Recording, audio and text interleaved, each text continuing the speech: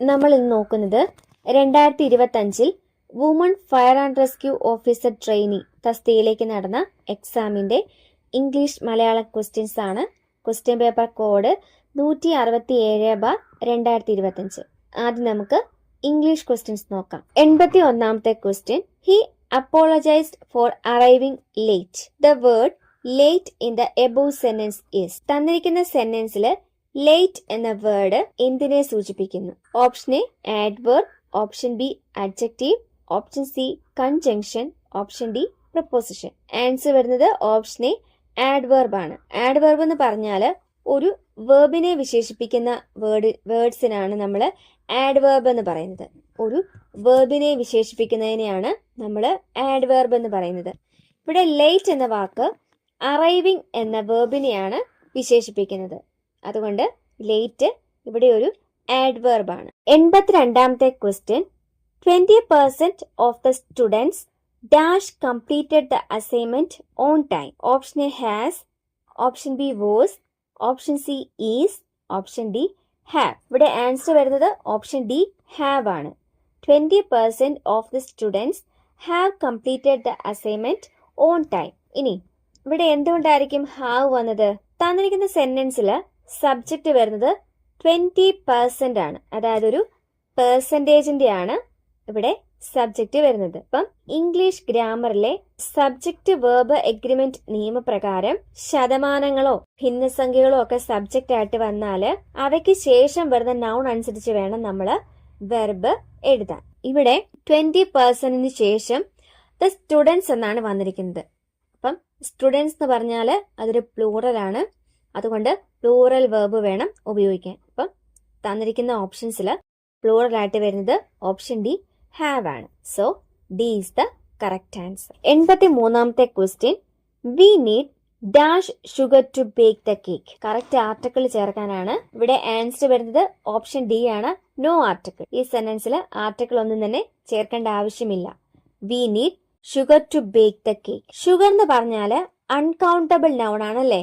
നമുക്ക് എണ്ണി തിട്ടപ്പെടുത്താൻ പറ്റാത്ത ഒരു നൗൺ ആണ് ഷുഗർ. നമ്മൾ സാധാരണയായിട്ട് സിംഗുലർ കൗണ്ടബിൾ നൗൺസിന്റെ മുൻപിൽ മാത്രമേ എ അല്ലെങ്കിൽ ആൻ ചേർക്കാറുള്ളൂ. സിംഗുലർ കൗണ്ടബിൾ നൗൺസിന് മുന്നിൽ മാത്രമേ എ അല്ലെങ്കിൽ ആൻ ചേർക്കാറുള്ളൂ. അതുപോലെ ഏതെങ്കിലും ഒരു പ്രത്യേക ഭാഗത്തുള്ളതോ അല്ലെങ്കിൽ നമ്മൾ നേരത്തെ സംസാരിച്ചതോ ആയ വസ്തുവിനെ പറ്റി പറയാനാണ് നമ്മൾ ദ ഉപയോഗിക്കുന്നത്. എന്നാൽ തന്നിരിക്കുന്ന സെന്റൻസിൽ പൊതുവായ ആവശ്യമാണ് പറഞ്ഞിരിക്കുന്നത് അല്ലെ.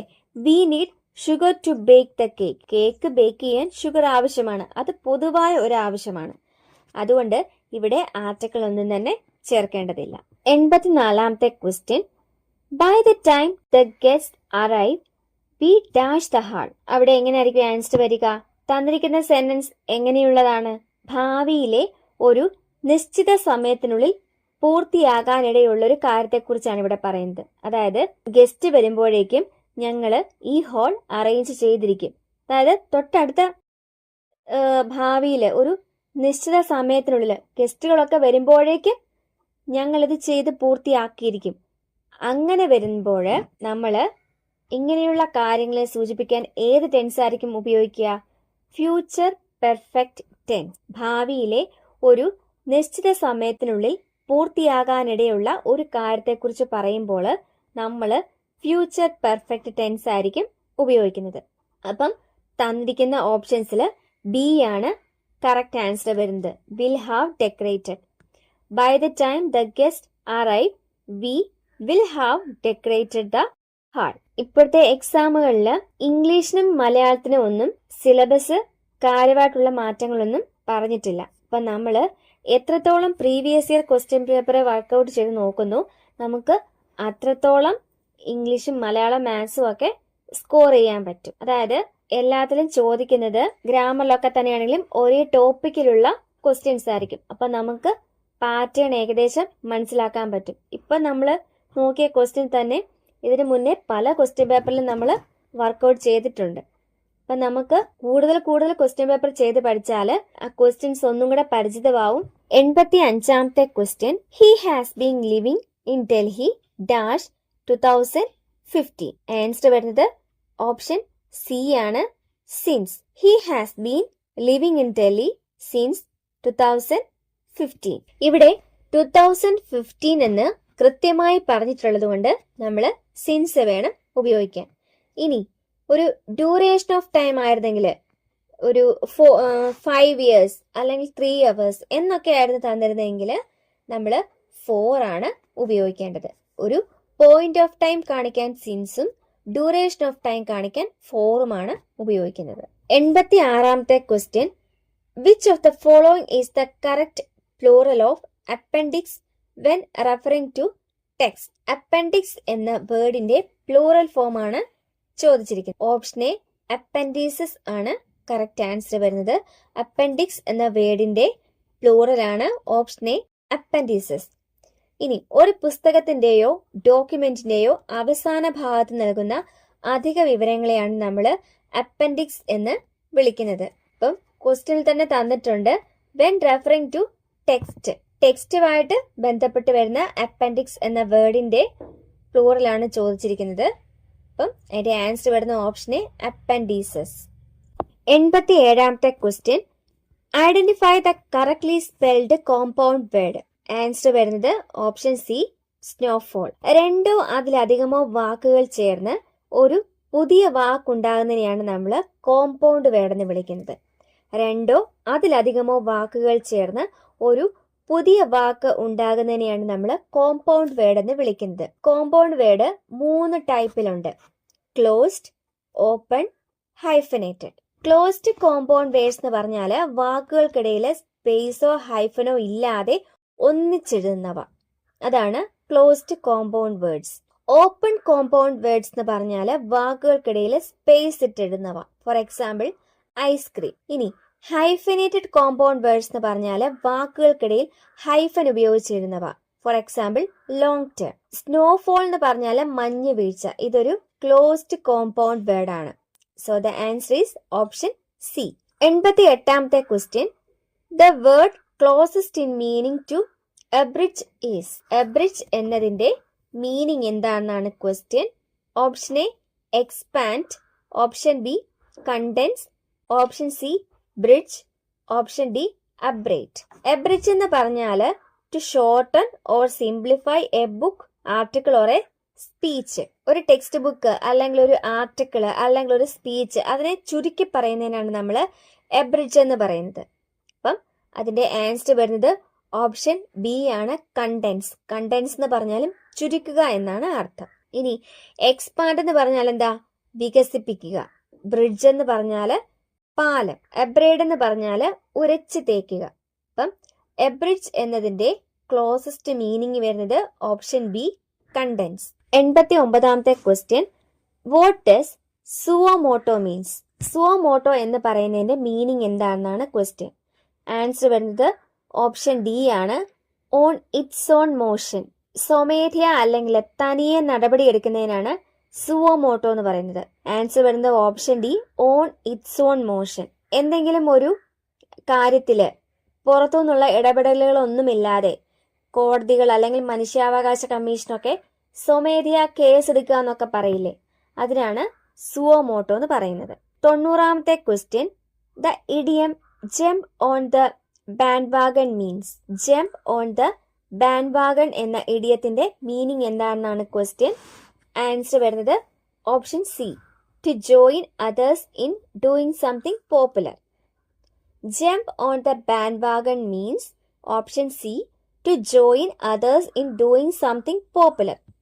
ട്രെൻഡിനൊപ്പം സഞ്ചരിക്കുക അല്ലെങ്കിൽ ജനപ്രീതിയുള്ള ഒരു പ്രസ്ഥാനത്തിന്റെയോ ആശയത്തിന്റെയോ ഭാഗമാകുക, അതിനാണ് പറയുന്നത് jump on the bandwagon. അപ്പൊ നമ്മൾ ഇംഗ്ലീഷിലെ 10 ക്വസ്റ്റ്യൻസ് നോക്കിക്കഴിഞ്ഞു. ഇനി മലയാളത്തിലെ ക്വസ്റ്റ്യൻസ് നോക്കാം. 91ാമത്തെ ക്വസ്റ്റ്യൻ, ജനം എന്നെഴുതി ജനം എന്ന് ഉച്ചരിക്കുന്നു എന്തുകൊണ്ട്? ജനം എന്നെഴുതി ജനം എന്ന് ഉച്ചരിക്കുന്നു എന്തുകൊണ്ട്?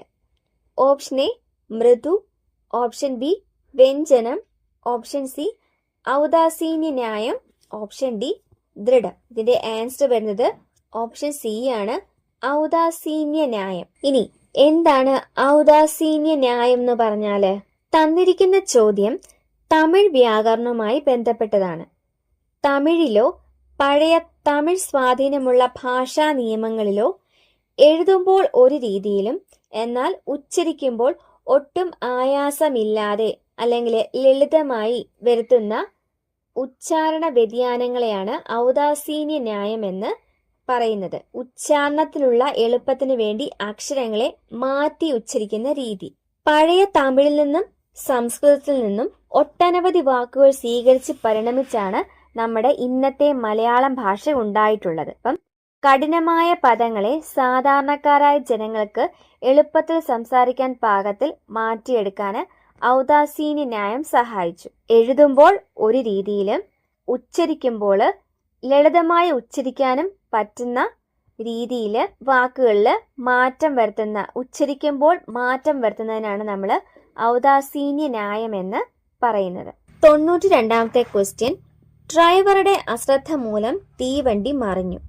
ഈ വാക്യത്തിലെ വിഭക്തി ഏത്? PSC ആൻസർ തന്നിരിക്കുന്നത് ഓപ്ഷൻ ബി സമാസ വിഭക്തി എന്നാണ്. എന്നാൽ അങ്ങനെ ഒരു വിഭക്തി ഇല്ല. ഇവിടെ കറക്റ്റായിട്ട് ആൻസർ വരേണ്ടിയിരുന്നത് ഓപ്ഷൻ എ സംബന്ധിക വിഭക്തിയാണ്.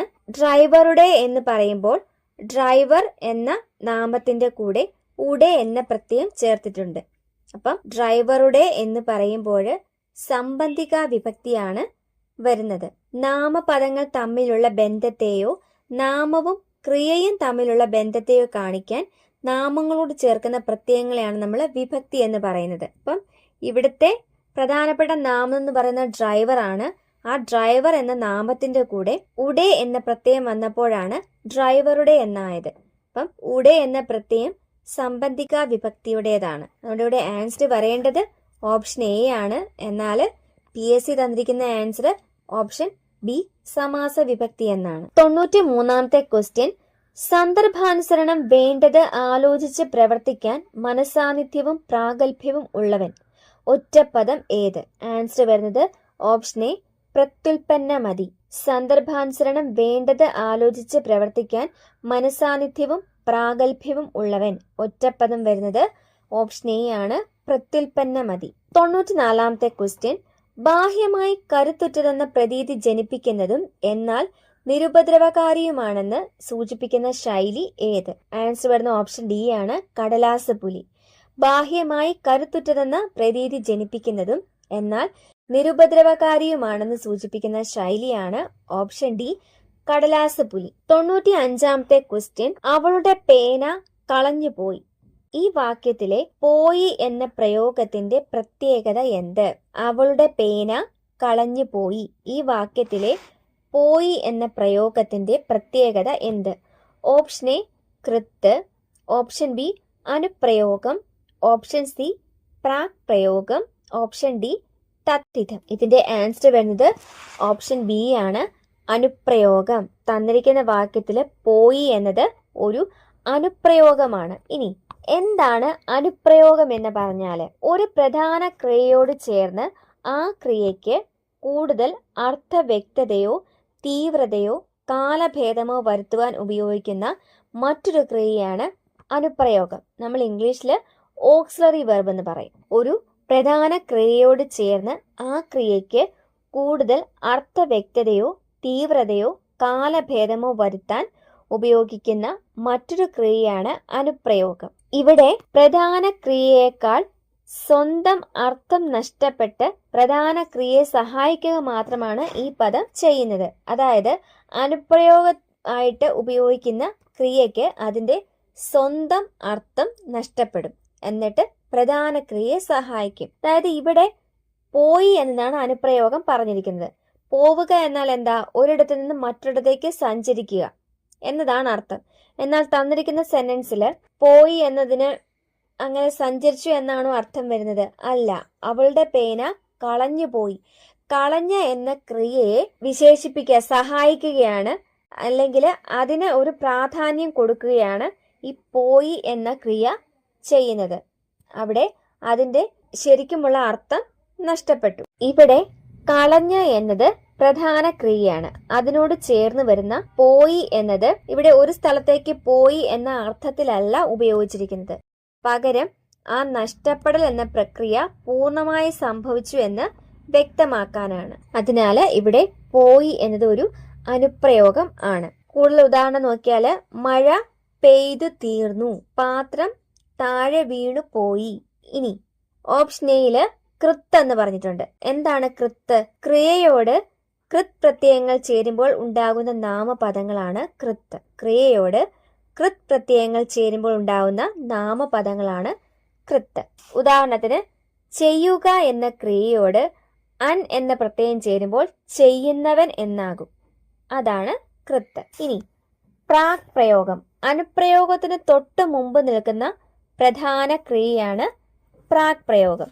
ഇപ്പൊ തന്നിരിക്കുന്ന വാക്യത്തില് പോയി എന്ന അനുപ്രയോഗത്തിന്റെ തൊട്ടു മുമ്പ് നിൽക്കുന്ന പ്രധാന ക്രിയ കളഞ്ഞു എന്നാണ്. അപ്പം കളഞ്ഞു എന്നുള്ളതാണ് ഇവിടുത്തെ പ്രാക് പ്രയോഗം.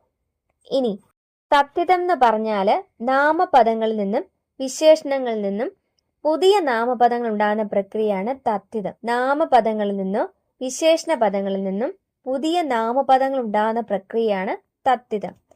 ഉദാഹരണത്തിന് മിടുക്ക് അധികമൻ മിടുക്കൻ. മിടുക്കൻ എന്നത് തദ്ധിതമാണ്. 96ാമത്തെ ക്വസ്റ്റ്യൻ, സഖാവ് എന്നതിന്റെ സ്ത്രീലിംഗം. ആൻസർ വരുന്ന ഓപ്ഷൻ സി ആണ്, സഖി. സഖാവ് എന്നതിന്റെ സ്ത്രീലിംഗം സഖി. 97ാമത്തെ ക്വസ്റ്റ്യൻ, ഐഹികം എന്ന പദത്തിന്റെ വിപരീത പദം. ആൻസർ വരുന്ന ഓപ്ഷൻ എ ആണ്, പാരത്രികം. ഐഹികം എന്ന പദത്തിന്റെ വിപരീത പദമാണ് പാരത്രികം. 98ാമത്തെ ക്വസ്റ്റ്യൻ, ശരിയായ പദം ഏത്? ആൻസർ വരുന്ന ഓപ്ഷൻ ബി ആണ്, അഭ്യസ്ത വിദ്യൻ. 99ാമത്തെ ക്വസ്റ്റ്യൻ, ശൗരി ശൂരസേനന്റെ വംശത്തിൽ ജനിച്ചവൻ. സമാസം ഏത്? ആൻസർ വരുന്ന ഓപ്ഷൻ ഡി ആണ്, ബഹുവ്രീഹി. ശൗരി ശൂരസേനന്റെ വംശത്തിൽ ജനിച്ചവൻ. സമാസം ഓപ്ഷൻ ഡി ആണ്, ബഹുവ്രീഹി. ഇനി എന്താണ് സമാസം? പരസ്പരം അർത്ഥബന്ധമുള്ള രണ്ടോ അതിലധികമോ പദങ്ങൾ ചേർന്ന് ഒറ്റ പദമായി മാറുന്ന പ്രക്രിയയാണ് സമാസം. പരസ്പരം അർത്ഥബന്ധമുള്ള രണ്ടോ അതിലധികമോ പദങ്ങൾ ചേർന്ന് ഒറ്റ പദമായി മാറുന്ന പ്രക്രിയയാണ് സമാസം. ഇതില് സമാസിക്കുന്ന പദങ്ങളിലെ ആദ്യ പദത്തിന് നമ്മൾ പൂർവ്വപദമെന്നും രണ്ടാമത്തെ പദത്തിന് നമ്മൾ ഉത്തരപദമെന്നും പറയും. സമാസിക്കുന്ന പദങ്ങളിലെ ആദ്യ പദം പൂർവ്വപദം, രണ്ടാമത്തെ പദം ഉത്തരപദം. ഉദാഹരണം പറഞ്ഞാല് മരപ്പലക. ഇതില് മരം എന്നത് പൂർവ്വപദവും പലക എന്നത് ഉത്തരപദവുമാണ്. ഇനി സമാസം പ്രധാനമായിട്ടും 6 തരത്തിലുണ്ട്. ഒന്നാമത്തേത് തൽപുരുഷൻ. ഇവിടെ ഉത്തരപദത്തിനാണ് പ്രാധാന്യം, അതായത് രണ്ടാമത്തെ പദത്തിനാണ് പ്രാധാന്യം. തൽപുരുഷ സമാസത്തിന്റെ പ്രത്യയങ്ങളാണ് ഇൽ, ഓട്, ആൽ, എ, ഉടെ. ഇനി ഉദാഹരണം പറഞ്ഞാല് ദേവാലയം, ദേവന്റെ ആലയം. അവിടെ രണ്ടാമത്തെ പദമായ ആലയത്തിനാണ് പ്രാധാന്യം. ഇനി രണ്ടാമത്തെ സമാസമാണ് കർമ്മധാരയൻ. ഇവിടെ പൂർവപദം, അതായത് ആദ്യ പദം ഉത്തരപദത്തിന്റെ, അതായത് രണ്ടാമത്തെ പദത്തിന്റെ ഗുണത്തെയോ സവിശേഷതയോ കാണിക്കുന്നു. പൂർവപദം ഉത്തരപദത്തിന്റെ ഗുണത്തെയോ സവിശേഷതയോ കാണിക്കുന്നതാണ് കർമ്മധാരയൻ. ഉദാഹരണം നീലത്താമര. നീലയായ താമര. താമരയുടെ ഒരു സവിശേഷതയാണ് പറയുന്നത് നീല താമര എന്ന്. അപ്പം ഇവിടെ പൂർവപദം ഉത്തരപദത്തിന്റെ ഒരു സവിശേഷതയാണ് കാണിക്കുന്നത്. അതുകൊണ്ട് ഇത് കർമ്മധാരയൻ. ഇനി മൂന്നാമത്തെ ദ്വിഗുസമാസം. പൂർവപദം ഒരു സംഖ്യയായിരിക്കും, അതായത് ആദ്യത്തെ പദം ഒരു സംഖ്യയായിരിക്കും. ഉദാഹരണം നാൽക്കവല, 4 വഴികൾ കൂടുന്ന സ്ഥലം. നാലാമത്തെ സമാസം ദ്വന്ദ്വൻ. 2 പദങ്ങൾക്കും ഒരുപോലെ പ്രാധാന്യം, അതായത് ഉത്തരപദത്തിനും പൂർവപദത്തിനും ഒരുപോലെ പ്രാധാന്യം വരുന്നതാണ് ദ്വന്ദ്വ സമാസം. ഉദാഹരണം കൈകാലുകൾ, കൈയും കാലും. 5ാമത്തെ സമാസമാണ് ബഹുവ്രീഹി. പൂർവപദത്തിനോ ഉത്തരപദത്തിനോ പ്രാധാന്യമില്ലാതെ മൂന്നാമതൊരു പദത്തിന്റെ അർത്ഥത്തിനാണ് പ്രാധാന്യം. ഇവിടെ പൂർവപദത്തിനോ ഉത്തരപദത്തിനോ പ്രാധാന്യമില്ലാതെ മൂന്നാമതൊരു പദത്തിന്റെ അർത്ഥത്തിനായിരിക്കും പ്രാധാന്യം. ഉദാഹരണം മുക്കണ്ണൻ. 3 കണ്ണുകളുള്ളവൻ ആരോ അവൻ. 3 കണ്ണുള്ളവൻ ആരാണ്? ശിവൻ. അപ്പം മുക്കണ്ണൻ എന്നത് ബഹുവ്രീഹിയാണ്. ഇവിടെ നമുക്ക് തന്നിരിക്കുന്ന ക്വസ്റ്റ്യനിൽ എന്താണ്? ശൂരസേനന്റെ വംശത്തിൽ ജനിച്ചവൻ ആരോ അവൻ എന്നും കൂടെ വരും. അപ്പം അത് ബഹുവ്രീഹി. 6ാമത്തെ സമാസമാണ് അവ്യയീഭാവൻ. പൂർവപദം ഒരു അവ്യയമായിരിക്കുകയും, അതായത് ലിംഗം, വചനം, വിഭക്തി എന്നിവയ്ക്കനുസരിച്ച് മാറ്റമില്ലാത്ത പദങ്ങൾ, അതുപോലെ ആ പൂർവ്വപദത്തിന്റെ അർത്ഥത്തിന് പ്രാധാന്യം വരികയും ചെയ്യുന്ന സമാസം. പൂർവ്വപദം ഒരു അവ്യയമായിരിക്കുകയും ആ പൂർവ്വപദത്തിന്റെ അർത്ഥത്തിന് പ്രാധാന്യം വരികയും ചെയ്യുന്ന സമാസം. ഉദാഹരണം യഥാവിധി, വിധിയെ അനുസരിച്ച്. അനുദിനം, ദിനം തോറും. 100ാമത്തെ ക്വസ്റ്റ്യൻ, അക്രതു എന്ന പദത്തിന്റെ അർത്ഥം. ആൻസർ വരുന്നത് ഓപ്ഷൻ ബി ആണ്, ബുദ്ധിയില്ലാത്ത. അക്രതു എന്ന പദത്തിന്റെ അർത്ഥം ബുദ്ധിയില്ലാത്ത. ഇപ്പൊ നമ്മൾ ഇന്ന് 167/2025 ക്വസ്റ്റ്യൻ പേപ്പറിലെ ഇംഗ്ലീഷ് മലയാളം ക്വസ്റ്റ്യൻസ് നോക്കിക്കഴിഞ്ഞു. പുതിയൊരു ക്ലാസ്സിൽ വീണ്ടും കാണാം. Thank you. Happy learning.